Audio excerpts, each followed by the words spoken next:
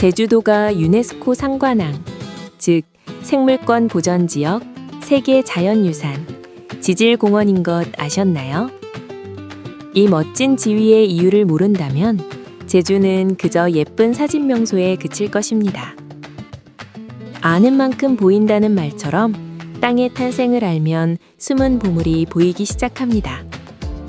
거대한 화산섬 제주의 비밀을 풀기 위해 뜨거운 마그마가 있는 땅속으로 가보죠.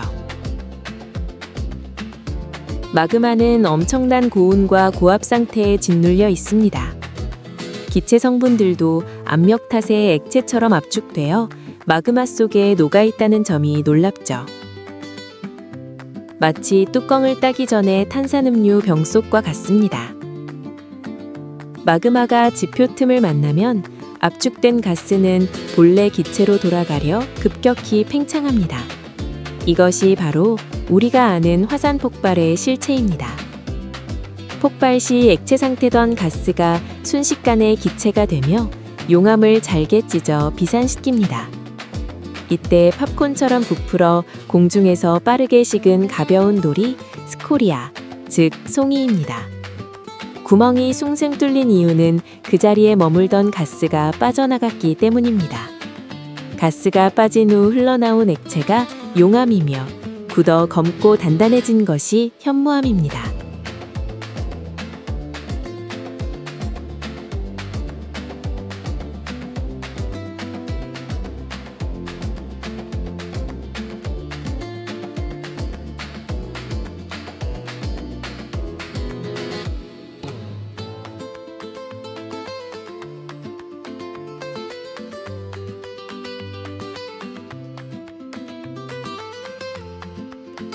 오늘 만날 삼방산은 다릅니다. 비밀은 용암에 끈적거리는 정도인 점성에 있습니다.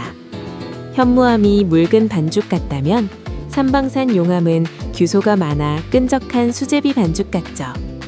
이 끈끈한 용암은 멀리 못 흐르고 분화구 주변에 멈춰 거대한 덩어리가 되었습니다.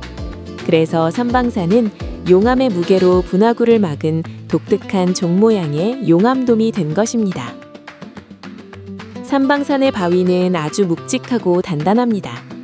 옛사람들은 구멍 없이 치밀한 이 바위를 글씨를 새기는 비석으로도 사용했습니다. 모든 물질은 액체에서 고체로 변할 때 입자들이 가장 안정적인 모습이 되려 합니다. 점심시간 운동장 학생들이 종이 울리면 각자의 반을 찾아가는 것과 같습니다. 시간과 환경이 충분하면 입자들은 완벽히 결합해 거대한 하나의 덩어리가 됩니다. 하지만 화산 폭발 당시 제주의 환경은 급격히 변했습니다. 뜨거운 용암이 차가운 공기나 물과 만나며 입자들이 하나로 뭉칠 시간을 놓쳤습니다. 결국 입자들은 끼리끼리 모여 가장 안정적인 다각형 모양으로 각자 도생하며 굳었죠. 겉으로는 하나의 거대한 바위 같지만 안으로는 이미 수많은 틈이 생겨버린 겁니다. 보이지 않는 이 틈들이 오랜 세월 외부부터 서서히 커져 결국 분리되는 것입니다. 삼방산 조면암은 규소가 많아 기왓장처럼 갈라지거나 거대한 주상절리로 갈라집니다. 우리가 지금 보는 기암괴석의 틈과 모양들은 우연히 생긴 것이 아닙니다. 수십만 년 전 각자 도생한 입자들이 자연 속에서 만들어낸 필연적인 결과입니다. 그렇게 생긴 내부 틈새를 거친 바닷바람과 염분 섞인 습기, 빗물이 파고들었습니다.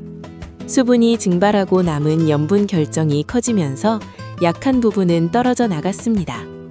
그리고 단단히 결합한 골격들만 남아 지금의 기묘한 형상들을 완성했습니다.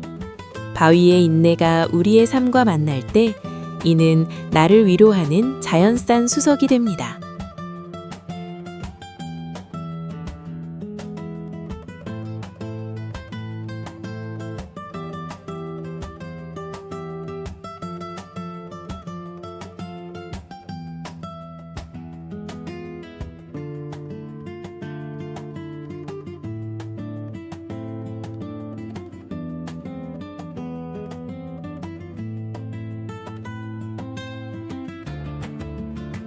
지금부터 삼방산 계곡의 바위에 대해 이야기해 보겠습니다. 바위는 말이 없지만 오래 바라보면 바위에도 이야기가 있다는 생각이 듭니다. 오늘 제가 나누고 싶은 이야기는 두 가지입니다. 첫째, 왜 남근석이라는 기둥바위가 계곡에 홀로 우뚝 남아있을 수 있는가? 둘째, 얇은 돌판들 사이로 왜 한 바위만 홀로 우뚝 서서 바다를 바라보는가? 왜 애기업은 바위의 모습을 하고 있을까 하는 점입니다. 세월과 싸우며 깎여나간 바위의 모습은 우리의 삶의 굴곡과 참 닮아 있습니다. 위풍당당한 남근석이나 남편을 기다리는 여인으로 보이는 건 감정이 투영된 탓이죠. 세월과 싸운 바위를 삶에 대비시키며 감정을 이입해 해석하고 위로받는 것입니다. 삼방산 바위마다 사람들이 의미를 부여할 수 있다고 생각하여 영상을 기획했습니다. 드론으로 가까이 다가가 촬영한 바위들을 각자의 느낌대로 감상하도록 공유하겠습니다. 바위가 제자리에서 부서지는 일을 우리는 풍화라고 합니다. 부서진 것이 물이나 바람에 실려 이동하는 일을 침식이라 부릅니다. 풍화는 제자리에서 부서지는 일이고 침식은 부서진 것이 옮겨지는 일입니다. 이 두 가지가 겹치면서 산의 모양은 아주 오랜 시간에 걸쳐 조금씩 바뀝니다. 바위를 자세히 보면 칼로 그어놓은 것처럼 곧게 갈라진 선인 전리가 보입니다. 나무의 결이 자라며 생기듯 바위의 결은 씻고 눌리면서 생긴 갈라짐의 방향입니다. 사람들이 남근석이라 부르는 이유는 모양이 닮았기 때문입니다. 하지만 저는 오늘 모양만 이야기하지 않고 그 모양이 왜 남았는지를 생각해 봅니다. 왜 저 기둥은 저 자리에서 홀로 남아있을까? 참 흥미로운 질문입니다. 자연에서는 한 가지 이유만으로 모든 것이 설명되지 않아 여러 가능성을 떠올립니다. 오늘은 세 가지 흐름으로 정리해 보겠습니다. 첫째는 약한 곳이 먼저 사라지고 강한 곳이 남았다는 설명입니다. 같은 바위처럼 보여도 잘 깎이는 부분과 덜 깎이는 부분이 조금씩 다릅니다. 과자를 손에 쥐고 흔들면 금이 많이 간 부분부터 부서지는 것과 비슷합니다. 전리가 촘촘한 바위는 작은 조각으로 나뉘어 비바람에 먼저 떨어져 나갑니다. 반대로 전리가 성긴 큰 덩어리는 같은 조건에서도 조금 더 오래 버틸 수 있습니다. 주변이 조금씩 사라지고 큰 덩어리 하나가 남아 기둥처럼 보이게 되는 것이죠. 둘째는 속이 더 단단한 중심이 남았다는 설명입니다. 바위 겉과 속은 변하는 속도가 달라 낮엔 겉이 데워지고 밤엔 먼저 식습니다. 이런 반복으로 겉에 힘이 길게 쌓이면 겉부터 갈라지고 벗겨지기도 합니다. 하지만 속이 더 치밀하고 단단해 겉이 깎여도 쉽게 무너지지 않는 경우가 있습니다. 그래서 겉은 조금씩 사라졌는데 속에 한 덩어리만 남는 모습이 생길 수 있습니다. 남근석이 기둥처럼 서 있는 모습은 이런 설명과도 잘 어울려 보입니다. 셋째는 주변이 무너져 내려가면서 기둥만 남았다는 설명입니다. 비탈에서 바위가 떨어지는 일은 작은 균열이 준비되다 한 번에 움직이는 것입니다. 비, 바람, 물, 식물 뿌리 등이 틈을 넓혀 마지막 움직임에 영향을 줄 수 있습니다. 그 결과 주변이 먼저 무너지고 상대적으로 덜 흔들린 덩어리만 혼자 남을 수 있죠. 이 세 가지 원인은 실제 자연에서 함께 일어났을 가능성도 충분히 있습니다. 자연은 복합적이라 남근석도 여러 원인이 오랜 시간 겹친 결과일 가능성이 큽니다. 이제 남근석의 표면을 보면 회색이나 연두색의 작은 덩어리들이 붙어 있습니다. 단정할 수는 없지만 모양과 자리로 보아 지유류나 이끼일 가능성이 있습니다. 바위의 얼룩처럼 보이지만 사실은 바위에 가장 먼저 사는 살아있는 존재들입니다. 먼지와 물기를 잡아 흙을 만들고 다음 식물의 씨앗이 머물 자리를 마련해 줍니다. 바위 위의 작은 초록과 회색은 생명이 들어온 돌의 신호처럼 보입니다.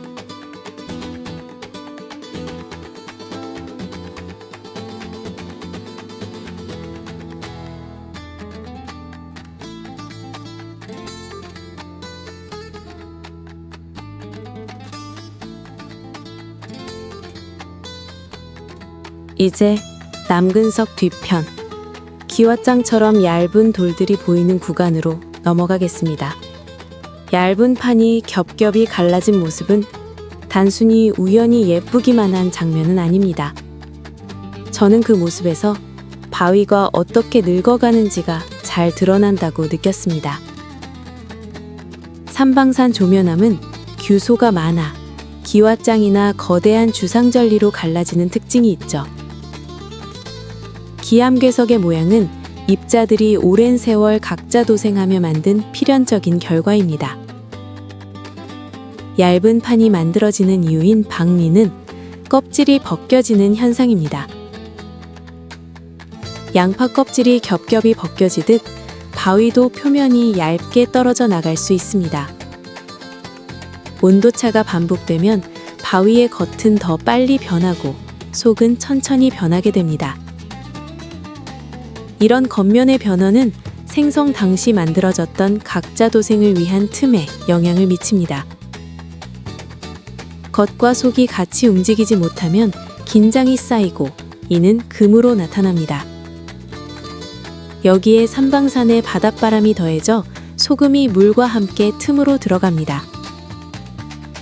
물이 마르고 남은 소금 결정이 틈에서 자라면 약한 부분을 조금씩 밀어냅니다.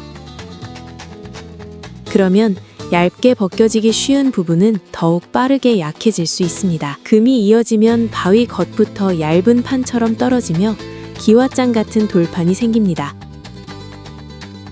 열의 반복은 갈라지게 돕고 소금의 반복은 더 부스러지게 돕는 셈입니다. 그렇다면 겨울에 얼었다 녹는 일은 어떨까요? 물은 얼 때 부피가 늘어납니다. 물이 틈에 들어가 얼면 바깥으로 미는 힘이 생깁니다. 이런 얼고 녹는 반복도 바위의 균열을 넓히는 데 영향을 줄 수 있습니다. 다만 제주 겨울은 온화하여 이것이 항상 가장 큰 원인이라고 보기는 어렵습니다. 하지만 특정 조건에서는 얼고 녹음이 균열을 키우는 보조 요인이 될 수 있습니다. 떨어진 얇은 판돌들은 중력 때문에 절벽 아래로 움직입니다. 그리고 절벽 아래에는 각진 돌들이 모여 돌무더기 비탈을 만들기도 합니다. 보이는 파편들도 박리로 만들어진 판들이 아래로 이동해 쌓인 결과일 수 있습니다. 저는 이런 장면을 보면 질서와 긴장감이라는 두 가지 느낌을 받습니다. 얇은 돌판들이 방향을 맞춘 듯 겹겹이 놓여 있기 때문에 질서를 느낍니다. 멈춰 있어도 아주 긴 시간의 움직임 끝에 만들어진 자리라 긴장감이 듭니다. 이렇게 서서히 떨어져 나간 후 남은 바위는 모두 저마다의 모습을 자랑합니다.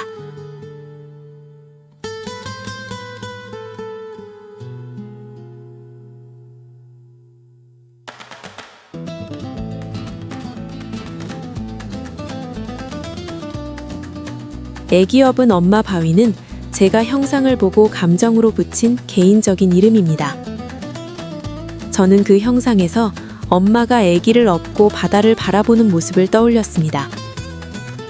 아이는 팔을 벌리고 웃고 엄마는 기다리다 지친 얼굴처럼 보였습니다. 사람은 바위 등에서 사람의 형상이나 얼굴을 떠올리곤 합니다. 무늬와 모양 속에서 의미와 이야기를 찾는 것은 아주 자연스러운 일입니다. 바위에서 엄마와 아기를 보는 것도 자연을 기억하는 인간다운 방식일 것입니다. 상상은 바위를 이야기로 바꾸고 과학은 그 이야기에 뼈대를 세워줍니다. 전리와 박리 등 과학적 이유를 생각하면 막연한 감정도 더 또렷해집니다. 오늘 저는 삼방산의 바위를 단지 특이한 모양으로만 보지 않고 싶었습니다. 바위의 결, 박리, 소금과 열의 반복, 얼고 녹는 작용을 함께 생각했습니다. 오랜 반복이 남근석, 판돌의 질서, 애기업은 바위의 형상으로 이어졌습니다. 이곳의 바위는 오래된 시간의 기록이자 계속되는 자연의 움직임입니다. 다음에 삼방산을 보면 예전처럼 그냥 멋지다고만 보지는 않을 것 같습니다. 왜 이런 모습이 되고 남았을까 하는 생각을 함께 떠올리게 될 것입니다. 오늘 이 영상은 제가 보고 궁금해하고 알게 된 것을 나누는 기록입니다. 자연은 한 번의 큰 사건보다 수천 번의 작은 반복으로 더 많은 일을 만듭니다. 그 오랜 반복을 떠올릴 때 삼방산의 바위가 더 깊고 인상적으로 보였습니다. 단순한 돌덩이가 아닌 뜨거운 열정과 차가운 인내가 빚어낸 자연산 수석의 세계입니다. 전통 수석은 작은 자연석의 형상과 무늬가 산수미를 압축해야 한다고 합니다. 삼방산은 80만 년 전 마그마가 빚고 파도와 바람이 깎은 예술 작품입니다. 드론의 시선으로 삼방산이 숨겨둔 자연이 만든 수석의 세계로 초대합니다. 드론으로 가까이 다가가 찍은 바위들은 여러분의 눈엔 어떻게 보이나요? 아는 만큼 보이는 시간의 예술 속으로 여러분을 초대하고 싶습니다. 준비되셨나요? 여러분의 마음에는 어떤 바위가 어떤 모습으로 다가올까요?